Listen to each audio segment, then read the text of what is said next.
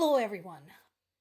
I had another little bit of news in terms of international interactions with Russia yesterday from a couple of days before, but we had so much to cover that I skipped it to avoid cramming everything in.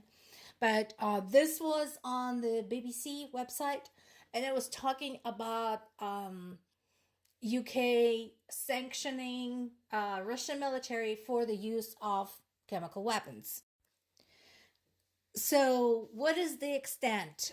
This particular set of sanctions covers Russia's radiological, chemical, and biological defense troops, General Kirillov, who is in charge, and two of Russia's defense ministry's science labs. Um, Now, is it going to make a huge impression with the Russian government? I doubt it. Um, but at least the UK put themselves on record, you know. So there's that. Why specifically chemical weapons? Why is that such a concern?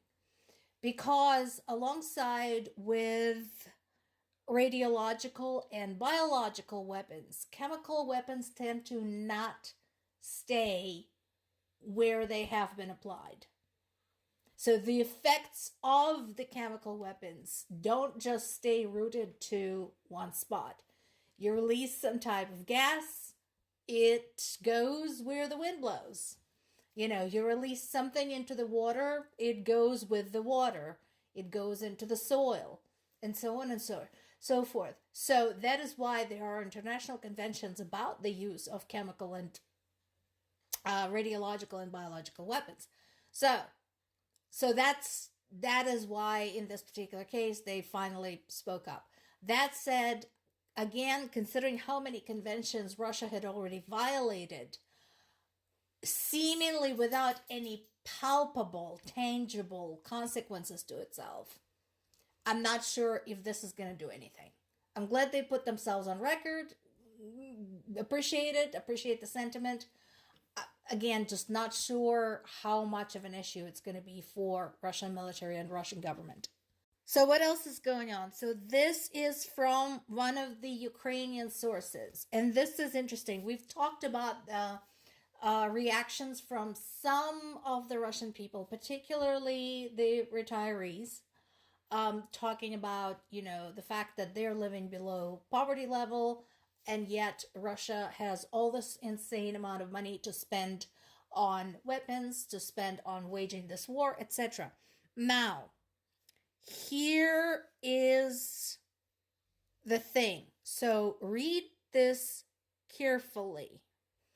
On one hand, almost half of the Russians, according to this poll, believe that the war has done more harm than good. No argument there. 72% said they already support peace, but only 31 of them, 31% agreed to peace with concessions to Ukraine. What does that mean? There are several things to unpack here. So first of all, I think overall what this represents is a continuing shock among the Russian population that the war had lasted this long. Because remember, these people were told that Russia is just going to stroll into Ukraine, they will be welcomed with the open arms, and they will be in Kiev 3 days later having a victory parade. Not what happened. So I think that is one of the major factors. It's the fact that what happened to the victory parade, and why is it 2.5 years later and we're still here? So there is that. But notice that second half, the piece about the 31% of people who agree that Ukraine's territory should be returned to them. That is a problem. Dissatisfaction with the results of the war is mostly expressed by women. Nothing to wonder about there, because guess what? Women are left to haul the bulk of Russian economy on their shoulders because all the men are at war. So yeah, no surprise there. Young people, yes, Because guess what? They understand that when the ones that are currently at the front get killed, they're going to be next.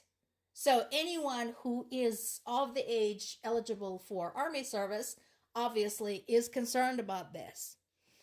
Residents of small towns with population under 100,000, that makes sense too, because, you send, I don't know, 50,000 troops out of Moscow, they probably won't notice much. You send 50,000 worth of troops out of a town with a population of 100,000 or less. That's half of their population. And here's the thing. We talked about this. They tend to recruit people from small towns. They tend to recruit people that live in the distant regions of Russia where the Russian nationals usually are not purely Russian nationals. Usually there is some intermarriages between various nationalities, etc. So because Russians are notoriously nationalistic, they have no qualms sending the non-pure Russians, even though there is no such thing, to the front lines. So that's why these are the groups that are opposing the war, but not enough for it to stop.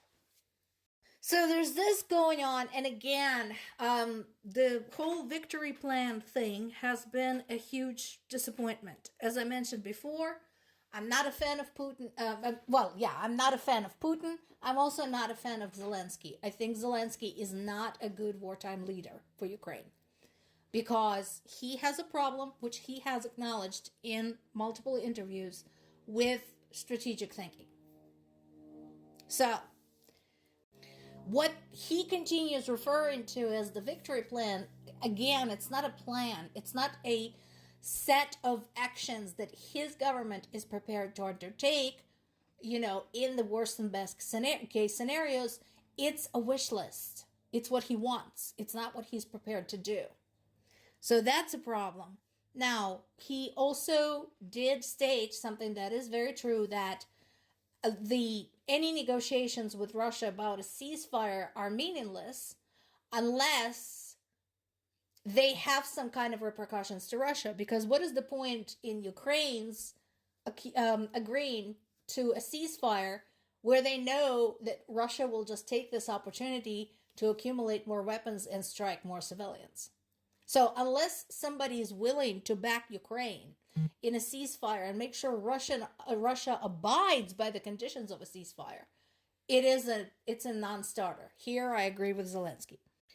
The question of the use of Western weapons against long-range Russian target continues to be there, kind of hanging in the air. And again, if he really had a plan, he would start talking about contingencies. What if we never get permission to use those? What if that never comes? What is your backup? What are you going to do? Right now, that is not even a conversation. Meanwhile, we continue having people killed. Odessa continues to be under constant attacks. Also, I spoke with my parents today because today is my dad's birthday. And I called him to wish him a happy birthday, which was kind of ironic because I literally called him. We had our video call between two sets of bomb alerts. So they just finished one raid, and as we were hanging up, the other raid started. It's nice to know that the French continue their support, although so far I'm not sure if it's all of the French or is it just Macron, because he likes to be consistent in his policy. So if we have anybody from France who can give me more information, I am happy to learn.